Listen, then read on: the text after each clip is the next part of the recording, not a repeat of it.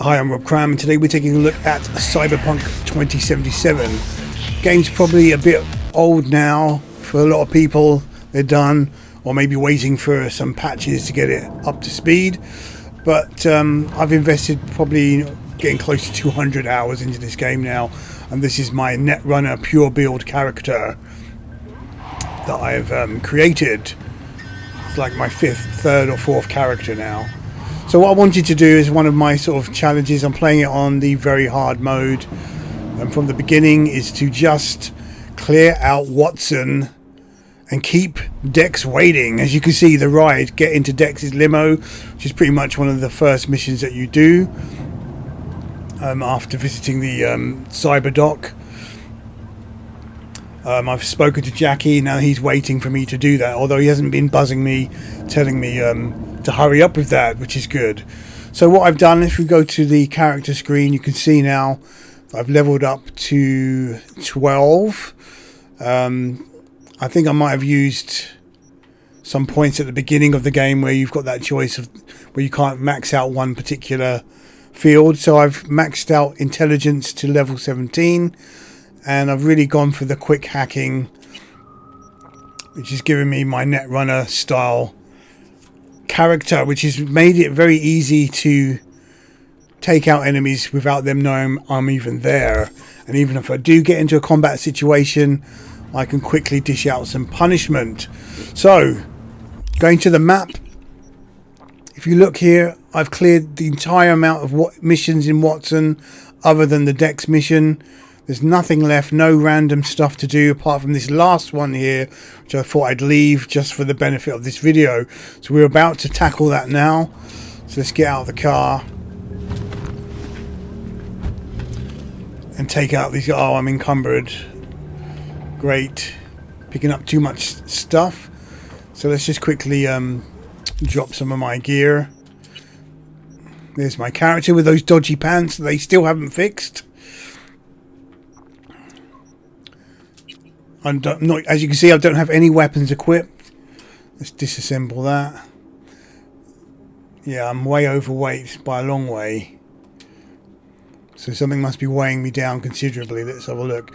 Any melee weapons that I might be carrying? Nothing. Right, I've got my movement back. That's cool.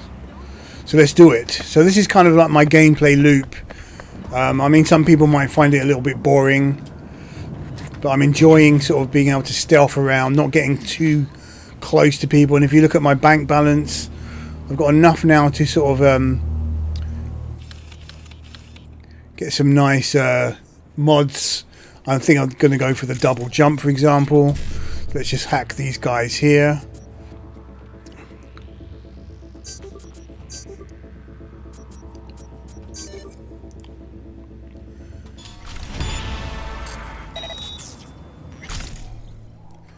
And I'm really a big fan of Contagion, which is now jumping to several characters. You just shit in your pants.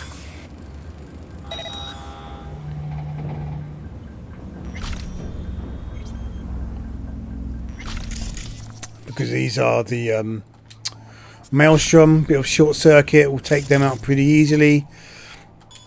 And finish the last guy off with some overheat.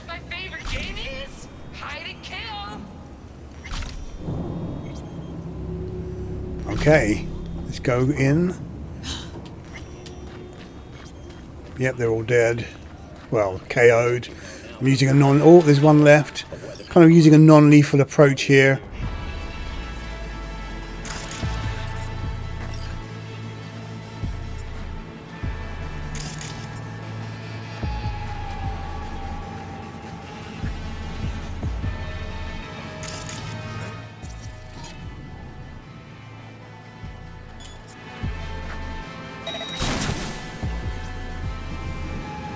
She's toast.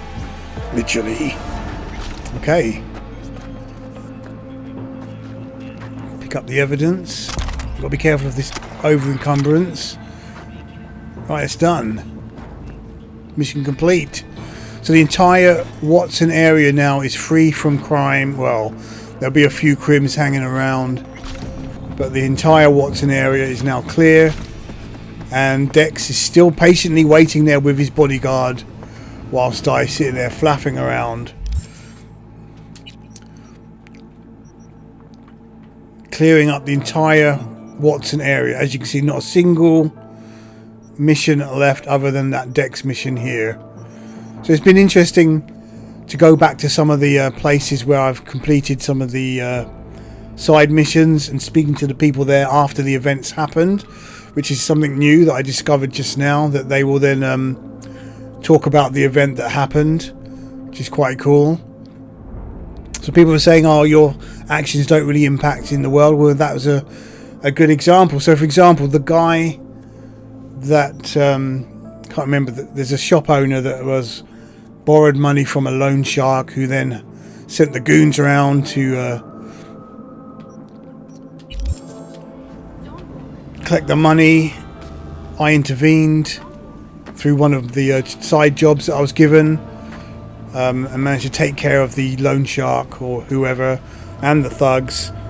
So I've only just gone back to that shop now, and the shop owner's all set up there, and I had to haggle for a discount, which is quite cool, having a conversation about the job that I'd already done. So that's cool. So yeah, Watson is now clear, so there's not much for me to do here now. As again, I mean, this is looking at stats here. My character, level 12, intelligence 17, bank balance 133,000, street cred 28. So that's a lot. And I think now, with the level that I'm at, once I get to the Osaka mission with Jackie, I should be able to take out Adam and crash the game. Because I'm way overpowered here. I mean, they haven't designed it so that you sit here and do all of this and level up so high. They want you to complete some of these missions too. I guess by the time I've completed all of those missions, I would have leveled up a bit more as well. So that's quite cool that you're able to do that. Now on another playthrough, I did manage to sneak through the entirety of the heist mission, which is pretty damn awesome. First time I played, I kind of went a bit gung-ho. But on my second playthrough of my corp character, I think I managed to, I managed to stealth it all the way to the final exit. And then on the ground floor, just made a quick dash to the escape vehicle, the Dellerman, which is pretty cool, man. It's a very different kind of flavour to how it played out. Sneaking around and managed to avoid all of those security, which is cool. Which is what I like about the game. There's a lot of scope in how you do things. And as I said at the beginning of the video, yeah, perhaps this game is getting old now for some people. They've done everything and looking for some new content.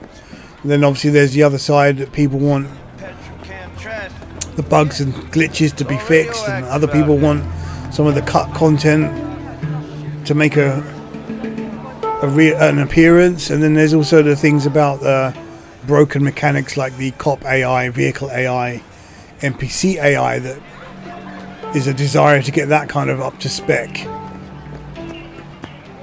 But I mean, for me, playing on PC 4K, it's been a joy to play, and I'm still, as I said, I'm still discovering new things.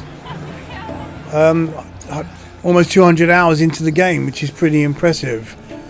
There's a lot of ground to cover, and I think it's been widely reported, if you look on forums and stuff, that a lot of legendary stuff is well hidden away off the beaten track, and places where you wouldn't normally look, areas that look kind of barren.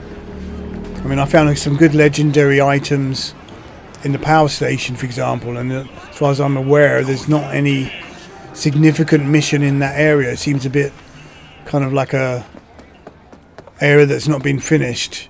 But no, some good stuff I found in there by just exploring.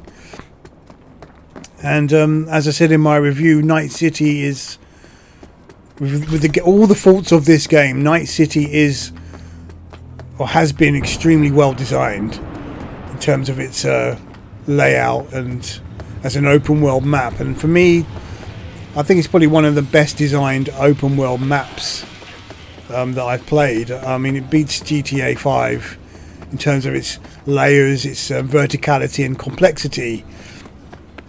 That's the level itself. Gameplay, obviously, that's a different matter, but I'm not talking about that. I'm talking about the design, and the cyberpunk aesthetic is nailed perfectly in this game. But still room for some improvement, still room for some DLC. One thing I want to say, and I hope CD Projekt Red think about this at some point, is these damn billboards. I love looking at the billboards. When I've been driving around, like finding new billboards I haven't seen before. There's some really sexy ones, there's some really controversial ones. It would be great if somehow they either did a competition where people could submit their own billboards that can appear in the game, or failing that, if they decided to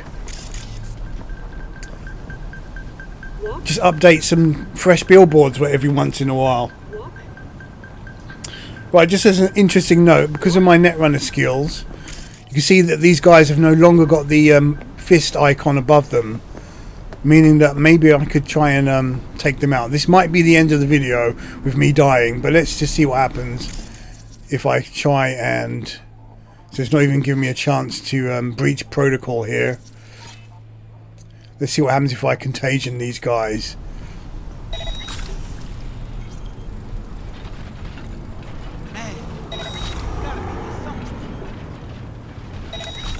Well, that big guy's probably going to need to be short-circuited.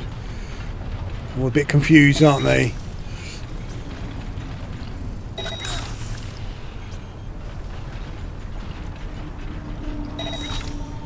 Come out, come out!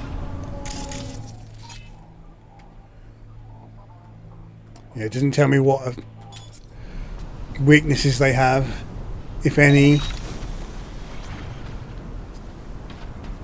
Oh, that guy's almost dead there, or knocked out. Give some more contagion. Yeah, one down, two down. Give up! You got nowhere to run! Overheat that guy there, and let's short circuit this bot. And that bot's going to be trouble. Whoa! Right, gone into combat. Spotted.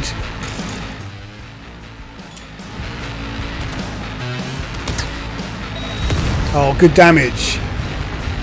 One last guy. Can I do it? Well, that thing's still alive? No. Yeah, he's suffering, that guy there. Overheat. Do a combo. No, I can't do that. Short circuit. He's toast. Nicely done. Is that thing still alive? Well, he's got no weapons.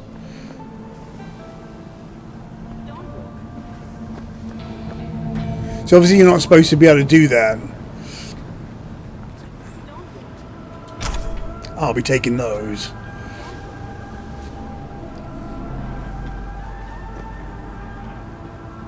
Oh, some of them die, yeah, because there was an explosion, wasn't there?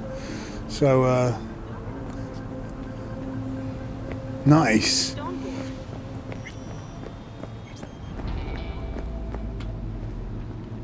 But it's not letting me go in here. So that's cool. So I'm pretty powerful, as you can see. Taking care of those without any injury to myself. And I'm not even supposed to be able to do that. Let's hijack the van.